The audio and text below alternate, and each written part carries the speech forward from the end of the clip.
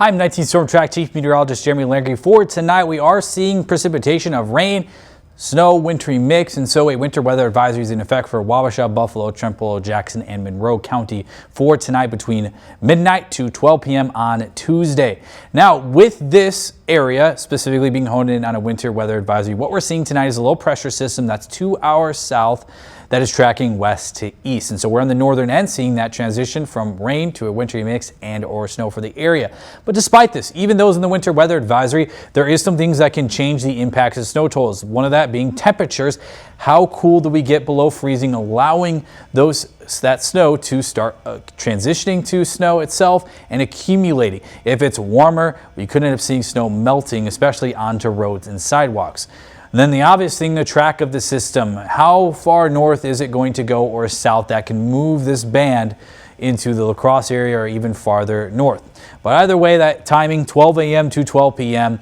mainly between 94 and 90 here with that rain and or snow, and seeing possibly up to a ½ inch per hour, but it is a low chance here. Those impacts can be medium for those that are between this corridor, possibly slippery Tuesday morning for the commute, so definitely take it slow if you are traveling to that region with some snow or slush on some roads. So sidewalks and driveways here, as I mentioned, maybe some accumulation possible, especially between that I-90 to 94 corridor, and that would be wet and heavy snow because it is a Colorado low.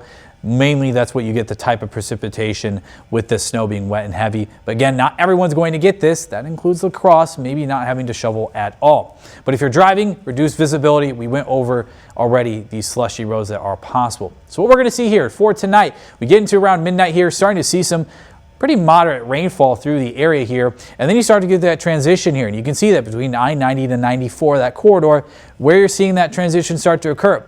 Now, how early this does happen, that will affect snow totals, as we'll go over here just how much you could end up receiving here through the morning.